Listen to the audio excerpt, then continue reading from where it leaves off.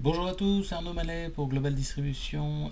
Aujourd'hui une vidéo sur la vidéoconférence Yestar sur les appliances PBX de Yestar. Donc on va parler ici seulement pour la partie Yestar P550, P560 et P570. Donc on va parler juste de la partie vidéoconférence puisque Yestar vous permet grâce à votre PBX de pouvoir programmer des réunions en vidéoconférence avec des contacts internes ou externes à votre compagnie pour faire tout type de réunion selon vos besoins. Donc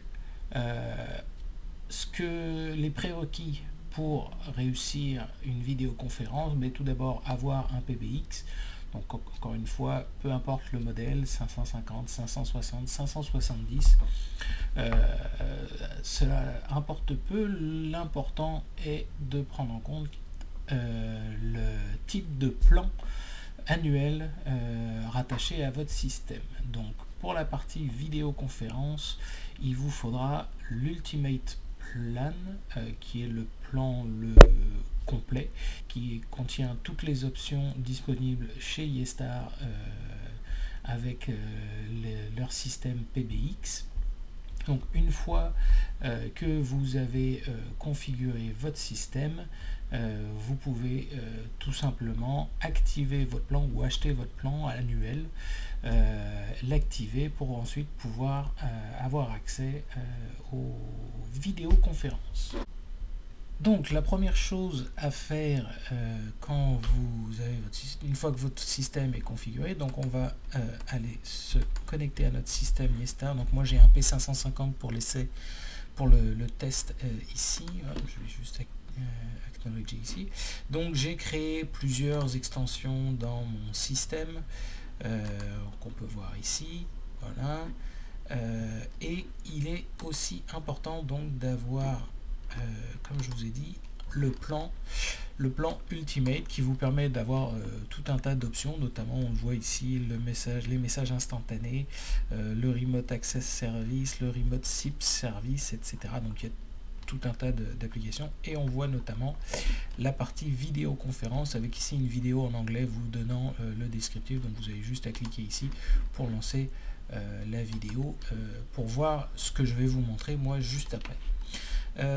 Vous avez donc dans la partie réseau, il va falloir activer ce qu'on appelle le Yestar FQDN, donc qui va vous donner une adresse URL qui vous permettra et qui permettra à vos collaborateurs de se connecter à ce qu'on va appeler le web client.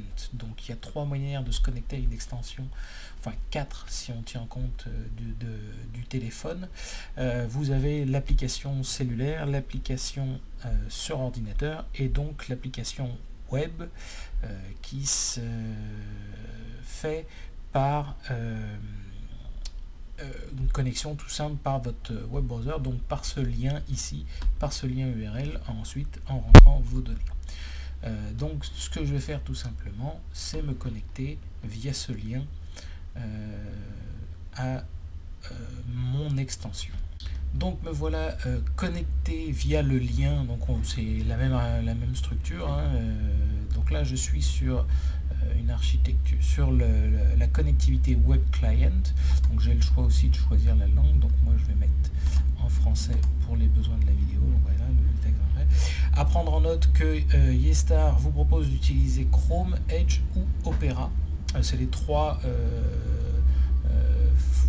web browsers recommandé par Yestar. Bien sûr, vous pouvez aussi utiliser Firefox, ça fonctionne aussi avec, mais ceux-là sont ceux recommandés par Yestar. Donc si vous utilisez un autre de ceux recommandés, vous pourriez potentiellement avoir quelques problèmes de connectivité ou des problèmes avec certaines fonctions. Donc je vais commencer par me connecter tout simplement ici, voilà.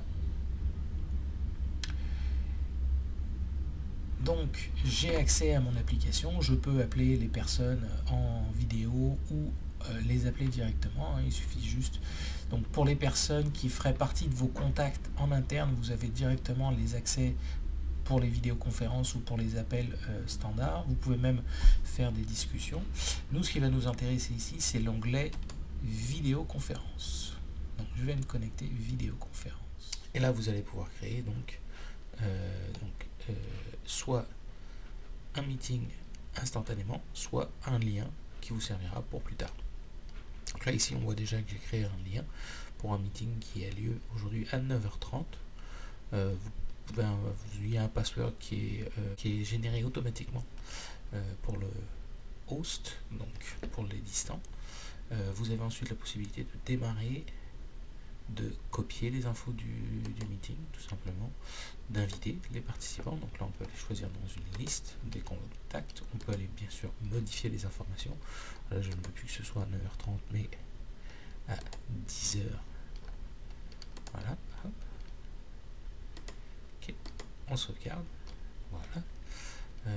J'ai donc ensuite, je peux choisir les participants. Donc, je choisis le nombre de personnes que je veux, voilà, hop. Et en cliquant sur Invite, ça va ensuite envoyer un courriel directement à la personne. Donc une fois qu'on est prêt, on peut lancer le meeting. Et donc là, actuellement, vous voyez, j'ai la préparation. Donc là, il me demande de vérifier ma caméra, mes informations. Bien sûr, on peut aller vérifier ici, donc que j'ai bien la bonne caméra, que j'ai bien le bon son qui rentre. On voit ici la barre qui me fluctue. On peut aussi vérifier la sortie, d'accord. On peut jouer un petit hop, voilà, qui me permet de vérifier mon son. Donc si je suis satisfait des informations, je peux lancer le menu. Voilà, donc là apparaît, donc là le meeting a maintenant lancé. Vous recevez une information avec un lien que vous pouvez copier ici pour envoyer ensuite à vos interlocuteurs. Donc on a envoyé la possibilité d'activer, désactiver son micro, la caméra bien évidemment, avec ici des options de caméra, la possibilité de partager vos écrans, voilà. Donc la possibilité de partager votre écran, la possibilité d'activer le chat. Vous avez ensuite la vue des participants. Donc actuellement je suis le seul. On va attendre que la personne se connecte. Et bien sûr, vous avez la possibilité de sortir du meeting ou bien de terminer le meeting, hein, bien évidemment. C'est parce que vous êtes l'instigateur du meeting, vous n'êtes pas obligé de spécifier que quand vous quittez, que le meeting s'arrête pour autant. Donc voilà Alain qui nous a rejoint. Bonjour Alain. Bonjour, bonjour. Oui, c'est bon, on t'entend. Parfait. Ah, ouais. Ok, donc là, à partir de maintenant, on peut décider de quitter la conversation. Voilà, je mets fin au meeting. Voilà, conférence terminée. Je peux quitter la page. Je donne mon avis sur est-ce que j'ai trouvé que c'était une bonne, une mauvaise. Donc voilà qui conclut notre vidéo ici. Je vous dis à très bientôt. Merci de m'avoir regardé. À bientôt. Au revoir.